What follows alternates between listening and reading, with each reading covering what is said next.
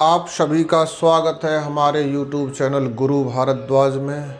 आज मैं अपनी एस्ट्रो क्लासेज में आपको गणित खंड के चतुर्थ भाग में बताने जा रहा हूं कि किसी भी जातक की जन्म पत्रिका बनाते समय उसको कौन सी दशा चल रही थी, उस दशा का कितना भाग गुजर चुका था और अभी कितना भाग भोगना और शेष रह गया था, यह हम कैसे जानें। किसी भी जातक के जीवन में कोई घटना कब घटेगी, इसके लिए हमको उसकी दशाएं जाननी आवश्यक होती हैं। ज्योतिष में कई प्रकार की दशाएं प्रचलित हैं, जैसे अष्टोत्तरी दशा है, पंचोत्तरी दशा है, योगिनी दशा है, विंशोत्तरी दशा है। आप किसी भी दशा के माध्यम से जो आपको सहज में समझ आती है, उससे व्यक्ति के जीवन में होने वाली घटनाओं को जान सकते हैं। तो सर्वप्रथम हमको घटनाओं का समय निर्धारित करने के लिए दशाओं का ज्ञान होना चाहिए कि ये दशाएं निकलती कैसे हैं। इसके लिए हमको दो चीज़ों की आवश्यकता होती है मोस्टली, पलात्मक भवोग और पलात्मक भयात।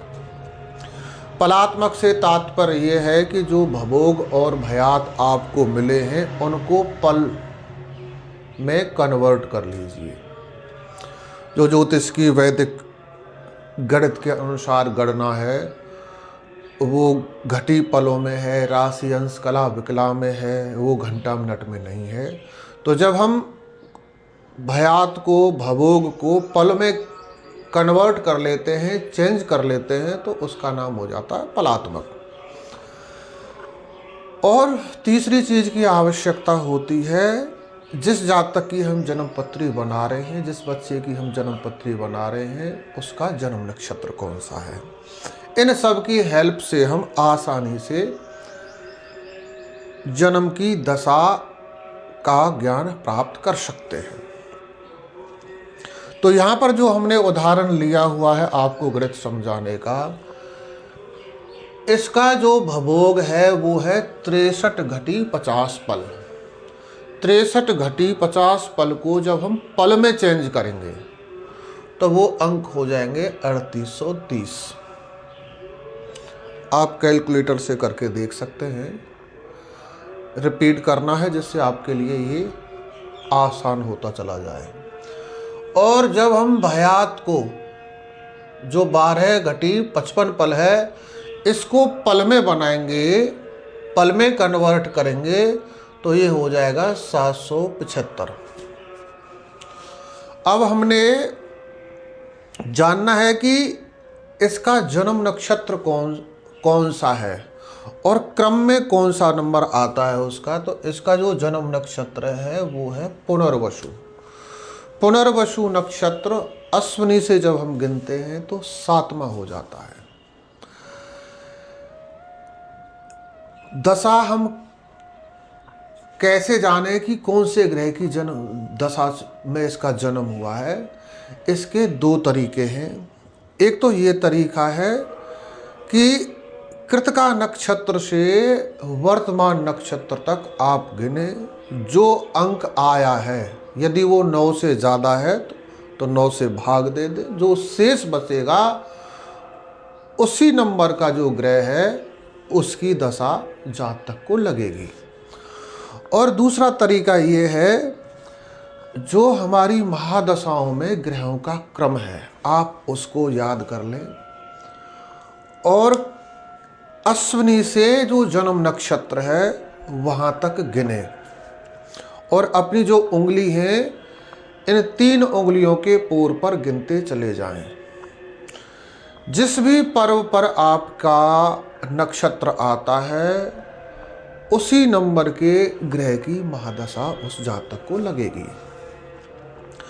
जब हम ग्रहों को इस ग्रह स्पष्ट करते हैं, ग्रह स्पष्ट सारणी देखते हैं, तो हमारे ग्रहों का जो क्रम है वो है सूर्य, चंद्र, मंगल, बुध गुरु शुक्र शनि। परंतु जब आप दशाएं देखते हैं तो दशाओं में क्रम बदल जाता है। तो मेरा मानना यह है कि आप दशाओं के क्रम को याद कर लीजिए और उसके आधार पर जो नक्षत्र आता है उसके अनुसार आप दशाओं का ज्ञान हासिल कीजिए, क्योंकि ये आपके लिए आवश्यक है। जब हम अश्विनी नक्षत्र से पुनर्वसु नक्षत्र को गिनेंगे तो ये 7वां नक्षत्र हो जाएगा। अश्विनी, भरणी, कृतिका, रोहिणी, मृगशिरा, आर्द्रा और पुनर्वसु। और इसी प्रकार से जब हम ग्रहों को गिनेंगे तो केतु, शुक्र, सूर्य, चंद्र, भौम, राहु, गुरु, यानी कि इस बच्चे का जो जन्म हुआ है वो गुरु की महादशा में हुआ है। अब गुरु की महादशा का कितना हिस्सा गुजर चुका है और कितना शेष है, इसके लिए हम ये प्रोसेस अपनाएंगे। पलात्मक भवोग से पलात्मक भयात में भाग देंगे। अब हमको जो भयात है वो मिला है पलात्मक में 775, और 775 में हमने जो भी दशा जन्म समय जिस भी ग्रह की दशा थी उस महादशा के जो वर्ष हैं उनका गुणा कर देना है, मल्टीप्लाई कर देना है। और जब हम यहाँ पर देख रहे हैं 775 में हमने 16 का गुणा किया, मल्टीप्लाई किया, तो हमको डिजिट मिला ये, यानी 12,400। और 12,400 में जब हमने इस पलात्मक भवोग से भाग दिया तो 3 बार गया। 3 बार भाग देने पर बन जाता है 11,490। और 11,490 को जब हमने 12,400 में से घटाया तो हमको 910 अंक प्राप्त हुए। 910 अंक में हमने फिर जो साल के 12 महीने होते हैं उसका मल्टीप्लाई किया, उससे गुणा किया, और हमको अंक मिला 10,920। और 10,920 में हमने फिर 3830 से भाग दिया, और ये गया 2 बार। जब हमने 2 बार भाग दिया तो वो बन गया 7660। और 7660 को जब हमने 10,920 में से घटाया तो हमको अंक प्राप्त हुआ 3,260। 3,260 को हमने दिन जानने के लिए 30 से मल्टीप्लाई किया, और 30 से जब हमने मल्टीप्लाई किया, गुणा किया तो 97,800 अंक हमको प्राप्त हुआ। उसी प्रकार से जैसे हम पीछे करते आ रहे हैं उसी प्रकार से यहाँ पर भी हम 3830 से इस अंक में भाग देंगे, और हमको यहाँ पर जो भागफल मिला है वो मिला है 25। और 3830 से जब हम 97,800 में भाग देंगे, 25 बार गया और अंक चले गए उसमें से 95,750। 95,750 में से को हमने जब 97,800 में से घटाया तो हमको 2,050 अंक प्राप्त हुए।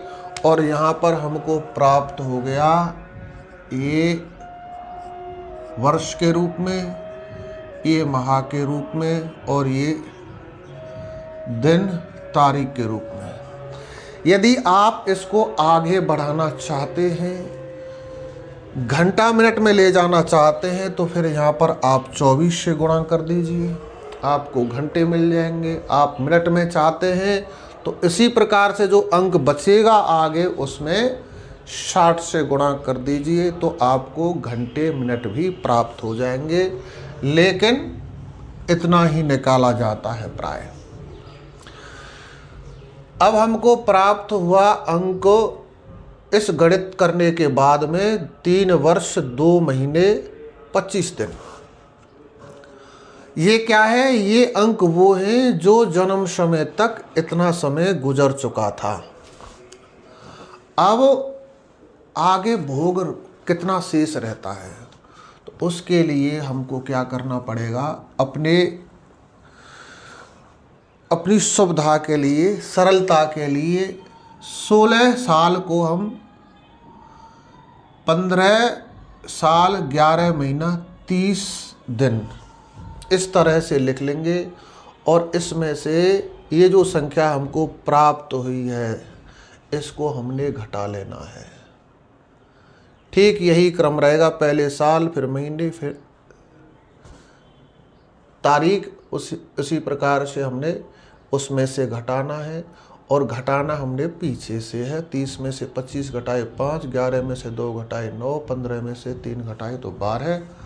इस प्रकार से आपको ये जन्म समय तक जो दशा है वो 3 साल 2 महीने 25 दिन गुजर चुकी थी, और शेष थी, भोग्य थी, वो थी 12 साल 9 महीने 5 दिन। तो इसी प्रकार से आप किसी भी जातक की जन्म पत्री बनाते समय उसकी दशा का ज्ञान हासिल कर सकते हैं। बने रहिए हमारे YouTube चैनल पर, आपके लिए ऐसे ही ज्योतिष का ज्ञान बढ़ाने वाले वीडियो हम लेकर आते रहेंगे। Thank you. जय श्री कृष्ण।